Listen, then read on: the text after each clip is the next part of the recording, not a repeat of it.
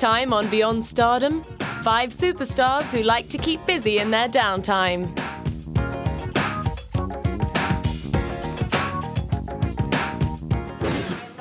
This Danish-American bombshell has a twin brother called Hunter, who is also an actor. Growing up in New York, Scarlett Johansson began her theatre training at the Professional Children's School in Manhattan. She appeared in her first film, North, when she was 10 years old, and 8 years later she'd already been nominated for 2 Golden Globe Awards for Lost in Translation and Girl with a Pearl Earring. She starred in 3 more films the following year and was well aware that she might be suffering from overexposure. Especially being 19 and not wanting to, I don't want people to be sick of me and say, oh God, I see her all over the place and it's driving me crazy. And, that's why it's nice to sort of travel undercover sometimes. There was no chance of that when she arrived at the Venice Film Festival on the arm of her love song for Bobby Long co-star John Travolta, who was the latest in a long line of older male leads she'd snuggled up to.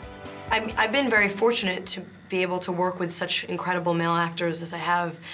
Bill Murray, Colin Firth, Dennis Quaid recently, and of course John. And I think that it's it just gives me, it just ups my it ups my performance in some way, because I feel like I have to be at a certain level and on par with these icons, screen icons like John. And I think it's just purely a coincidence. This relationship is very different than mine and Colin's or Bill and my relationship in Lost in Translation. It's not, there's nothing really sexual about it.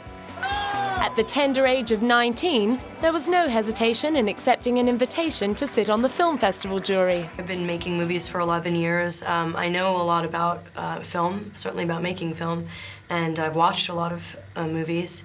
I have a pretty good film history for someone my age, and I think it will lend to jury discussion to have a different perspective. Scarlett's sense of adventure has also brought a new perspective to the arena of shoe design. In 2006, she made the announcement that she had signed on with sneaker giant Reebok to co-create a new line. I never thought I would make sneakers, certainly not. I was talking to somebody earlier because I have a prototype of the sneaker, and I was saying it's so straight. I know it's very popular to go online now and pick your colors of the shoe that you want, but it's so bizarre to see every aspect of the sneaker that you imagine in your head, and then you're wearing them on your feet. It's very interesting to me. I've never experienced anything like that before, because I've never had that kind of, I'm certainly, it's impossible to manufacture on your own, and Reebok has such great resources, so it's something, it's very strange. However, she soon got used to it, and by the next year, she and Reebok were using their collaboration to give back. I think that part of being forward-thinking is helping to make positive change.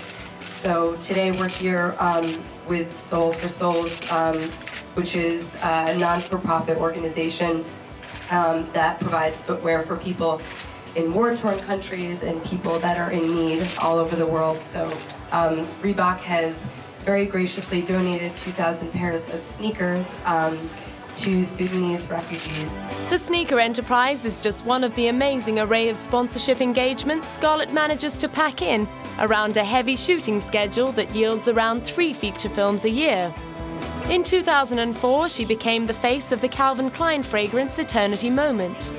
They asked me to do it, and I said yes immediately. I mean, they have this list of iconic beauties celebrating all their products, and how could a girl say no, Nor could she say no to the 2007 offer of starring in the spring advertising campaign of French label Louis Vuitton. How does it feel to be the new face of Vuitton? Oh, it's an honor. It's lovely. Head designer Marc Jacobs explained why this cheese lover, who consistently refuses to conform to the stick-thin trend of other Hollywood coat hangers, was the perfect fit. Scarlett's a great girl. I love her. She's really sexy. She's a New Yorker, and she's totally cool. And you know, last season we had a wonderful time doing the spring campaign with Scarlett, and we're looking forward to doing some great portraits with her for fall. Well used to the rigors of performing in front of a camera, Scarlett recently added another line to her CV by getting behind a microphone in a recording studio in Louisiana, where she recorded an album of Tom Waits covers, appropriately called Scarlett Sings Tom Waits.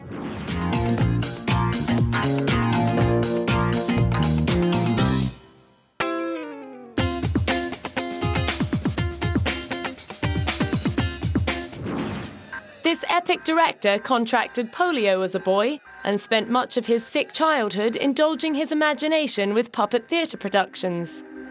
As an adult, Francis Ford Coppola explored his creativity on a much grander scale.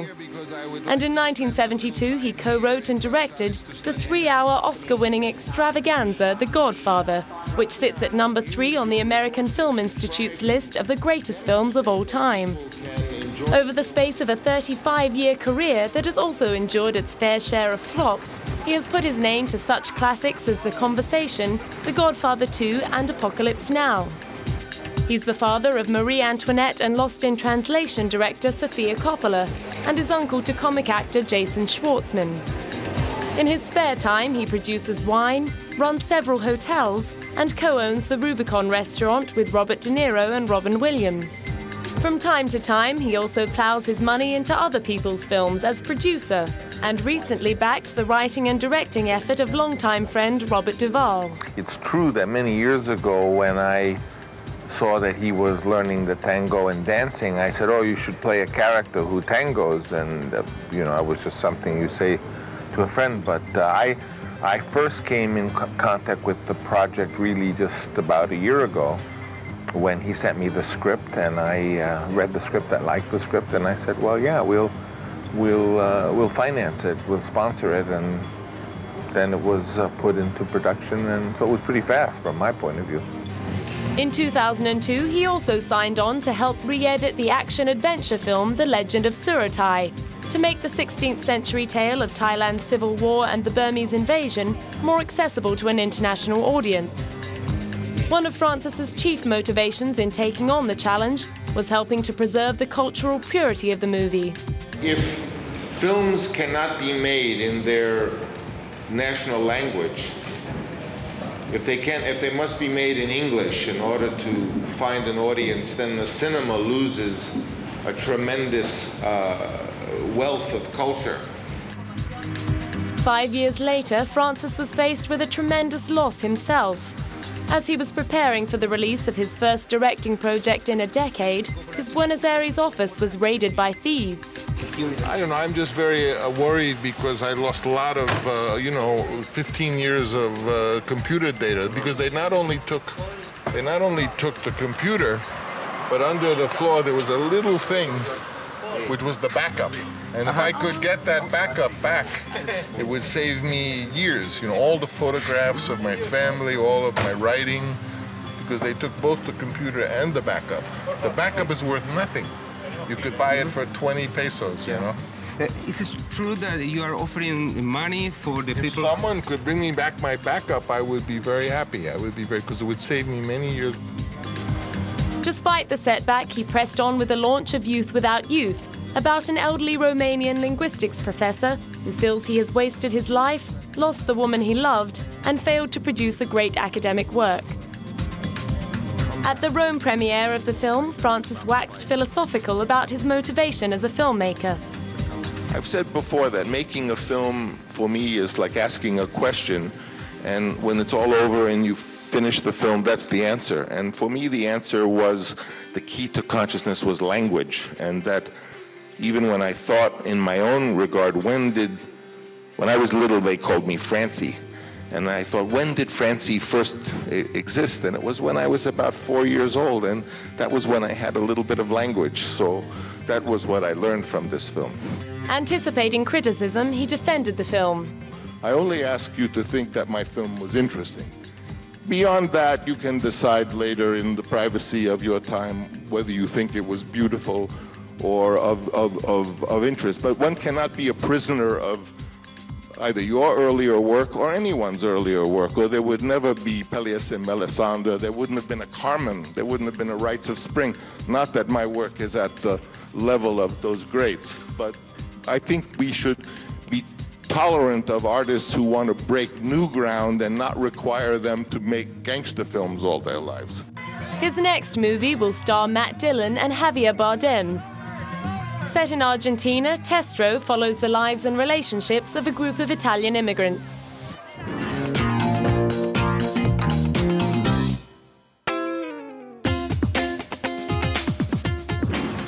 This action man is the 8th highest-grossing male film star of all time. But according to friend and fellow A-lister Ben Affleck, there's a lot more to Bruce Willis than that. He also happens to be a hell of a good guy, a family man, and the sort of person who would go a long way for his fellow human being, and I think that merits recognition almost as much as all the great movies he's made. I am certainly very, very lucky and very proud to call him a friend. No doubt Ashton Kutcher would back up that glowing reference. Ever since the punk star got together with his ex-wife Demi Moore, Bruce has been the very model of support, even turning up to their 2005 wedding and giving Ashton his blessing as a stepfather to his 3 daughters Rumer, Scout and Tallulah. Since the box office smashing release of the original Die Hard in 1988, Bruce has become so closely associated with his heroic alter ego that after several sequels, even he finds it hard to know where he stops and John McClane starts. Well, I'll tell you, it's a thin line. It's a really thin line. When I first started acting, I did the first movie when I was 31, 32 years old, and I had only been acting in front of the camera for a couple of years, so I was still learning how to act. So much of who I was, so much of that South Jersey guy is really in that character. You know, the sense of humor, disrespect for authority, which I'm happy to see you have, and apparently everybody out here has. But a lot of me was in that character. I mean, it's still fun to do. It's fun to. I was always a kid that wanted to jump off the house and get the other kids in the neighborhood to jump off the house. He graduated to jumping through windows and swinging from rafters, and 17 years on, he was still throwing himself around the set of his 2005 film, The Hostage. Yeah, I actually did all my own stunts. I was unnecessary. What's up? Still like doing my own stunts. I still enjoy it. I still can do it, and hopefully be able to do it for a little bit longer. How you doing? He was still managing to do it a couple of years later when he signed up for Live Free or Die Hard. And the longevity and popularity of the franchise was honored with the launch of a Die Hard display at the Smithsonian Institute in Washington. It's a huge honor. The Smithsonian Institute is a big institution. It's like I used to come here when I was a kid, and now to have anything from the Die Hard series here is a huge honor, and it was a big surprise, and it's really cool. Another big honor was in store a few months later when he was invited to perform in the Kennedy Space Center's Rocket Garden before a screening of his 1998 blockbuster Armageddon. The occasion gave him an opportunity to dust off his harmonica and belt out a few tunes from the late 80s pop blues album that spawned the hit single Respect Yourself. Bruce is still a passionate muso and was on hand to pay tribute to the artistry and staying power of Tony Bennett at his 80th birthday bash. He and George Clooney set the record straight on the crooner's career. We can tell the story now that he's not here. George and I were doing a picture back in 51. It was me, George, the Duke. I think we were out in Santa Fe. John Wayne. His friends call him the Duke. I had to call him John Wayne. John Wayne. But Tony Bennett was up for a small part in that film and got beaten out right at the last minute by a very young Jerry Lewis. And really broke changed his his career, broke his heart.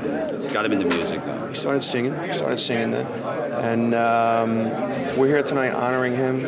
And so his misfortune back in 51, our loss, I think, right? I think we the acting world lost. That picture was called The Horse Whose Leg turned a little bit to the left. It's translated in Spanish. In Spanish, it's better. It's a better time. The translation doesn't. That's muy macho.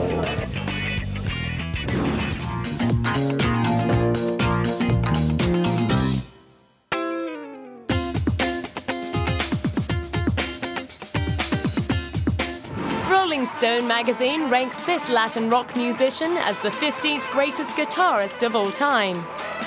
Carlos Santana first blew critics away at Woodstock in 1969. The band that bore his name were one of the great surprises of the legendary festival and went on to reach #4 in the US with their debut album. Nearly 40 albums later, Carlos has collected 10 Grammy Awards and sold 90 million records, but little else has changed. I haven't changed. You're right, I'm a hippie from the 60s. You know, I saw a lot of hippies like sold out, you know, to Coca-Cola and all kinds of things, but I'm still the same guy. You know, I haven't sold out. I still believe that we as humans, we will get to the other side and we shall have peace on earth.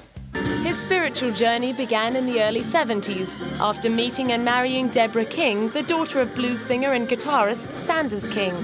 He and Deborah became disciples of Indian philosopher and guru Sri Chinmoy, who then took them on the path of love, devotion and surrender. Ever since, he's infused his music with his spiritual beliefs. Yeah, I like turning people on to that inner medicine, that faith is the substance of things not seen. It's a very real element that even though you don't see it, it's there. You know, so I like to, this is the best part of being on the road to me. It's like turning people on to something that they have access to it if they just stop and go inside and get it. Carlos's own journey has taken his band through many different incarnations and musical styles. He and Deborah became disillusioned with Sri Chinmoy's spiritual guidance in the early 80s, when he appeared to be using Santana's fame to push his own public visibility. The band's shifting styles and frequent lineup changes saw record sales dwindle throughout the 80s and 90s. But having made a strong commercial comeback in the late 1990s with Supernatural, he followed up strongly in 2002 with Shaman. Carlos offered his take on his enduring success. To me, success is knowing that people need something from you, whether you discover making bread or you discover making wine. So the key to success is finding something that people need. And obviously, a lot of people need the sounds of Santana. The Mexican rocker still gets to use the stage as something of a preacher's pulpit to promote personal spirituality and to galvanize his audience into humanitarian action. We'd like to invite you to move up from the 3rd and 4th dimension to the 5th dimension, where you can see and feel and know that you are a multidimensional being. You're not a victim. You can make a difference in the world. And the world does not wake up to screw you.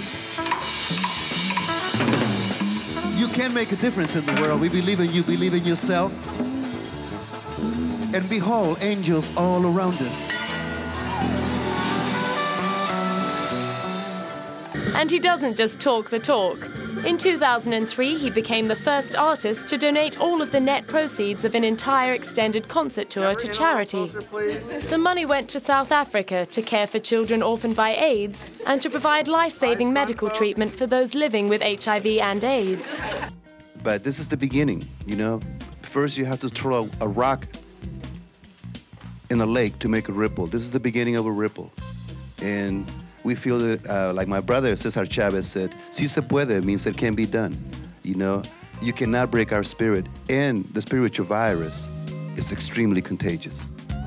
A year later, he flew to Rome to join a star-studded crew to raise money for children in war-torn cities. And on the eve of the release of yet another studio album, which led to yet another Grammy nomination, Carlos was in no doubt as to the true highlight of his career. The reward for me out of all of it is to be able to be in the same room with Mr. Desmond Tutu, Mr. Harry Belafonte, and speak about how can we heal people in Africa, how can we work together to bring the Rosa Parks agenda more than ever today in here, you know, to bring more money for education in California, you know. So everything that we do, it has, that's just the package. Inside the package, there's some intentions, motives, and purpose that transcends, if you can believe, all of these incredible blessings and gifts, which is to be of service to sisters and brothers who don't have the opportunity.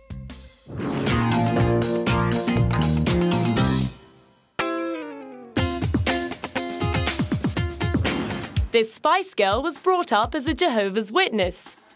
But it didn't take Geri Halliwell long to shake off the moralistic shackles of her sheltered upbringing in Watford, England. Before pursuing a music career, she worked as a nightclub dancer in Majorca and did a spot of nude modelling, the photographic evidence of which is now freely available on the internet. In 1994, she answered an ad for performers to join an all-girl band in London's theatrical paper The Stage. She got accepted into the group initially called Touch, along with Victoria Adams, Melanie Brown, Melanie Chisholm and Michelle Stevenson. But what appeared to be her big break turned out to be more of a false start when Michelle was replaced by Emma Bunton and the girls became disillusioned with their management's failure to snare a record contract. The story goes that it was Geri who took hold of the reins, engineering a sneaky maneuver to dump their management while retaining control of their recordings. And in 1996, the Spice Girls released their debut single, Wannabe. It topped the charts in the UK for 7 weeks and went to #1 in 31 countries, becoming the biggest-selling debut single of all time. It even beat the Beatles' debut effort on the Hot 100 chart in the US. Always the most outspoken member of the group, Geri was known for her outrageous Union Jack outfits and streaky hairdos. The latter led to the coining of her Spice Girl moniker, Ginger. In 1997, it was rumoured that she and Melanie Brown, aka Scary Spice, were behind the decision to fire mastermind manager Simon Fuller, and the Spices split up the management responsibilities between them. During a sellout world tour the following year, Geri set the cat amongst the pigeons again by announcing via her solicitor that she was leaving the group. While she claimed she was merely suffering from exhaustion and needed a break, the rumour mill claimed that her abrupt departure had more to do with a falling out with Scary, who allegedly thought little of Geri's singing and dancing skills. Either way, her exit threw the band into disarray. Although they ploughed on with the tour, their live album ended up being cancelled and the planned Disney animation never materialised. Meanwhile, Geri got stuck into a solo career, releasing Schizophrenic in 1999, which contained the appropriately titled Look at Me. Needing to buy back a few karma credits after leaving her fans and fellow Spices in the lurch the year before, she signed on with the United Nations to become a Goodwill Ambassador for the Population Fund, and went on a fact-finding trip to the family clinics and slum areas of the Philippines. In 2007, she travelled to Zambia to raise awareness to reduce maternal death and halt the spread of HIV/AIDS. We, the UNFPA, are here today in Zambia to remind governments and honour their commitment to improve maternal health care. The year before, Geri had given birth herself to a baby girl called Bluebell Madonna. Although she has not confirmed the father's identity, the British tabloids have suggested that Bush drummer Sasha Gervasi was the culprit. While pregnant with Bluebell, she put her downtime to good use and started a series of children's books. The idea for Eugenia Lavender started about 2 years ago, but it really took off when I got pregnant and I hurt my back and I was lying on the couch with all this creative energy, and I decided I just, put it all down on paper. And she kind of was born then, really. But the launch of her career as an author was merely a warm-up act for the big announcement of the year, the news that the Spice Girls were reuniting for a one-off tour. What we did was put this, this website up and said, hey, who wants to come to a Spice Girl concert? Register. And so you don't know. Maybe 5 people want to come, maybe 2, maybe lots. It has blown us away how many people. There's been 3 million applicants, that have registered. And I think that makes 18 million people want to come. That's shocking. 18 million people. No. So that is outrageous. And the question on everybody's lips: have you forgiven Geri? No, absolutely not. No, of course, we love each other. We're all friends. Absolutely. There's nothing to forgive. Oh, isn't that lovely? Yes, and it just goes to show that there's nothing like a money-spinning sellout world tour to smooth out old grievances.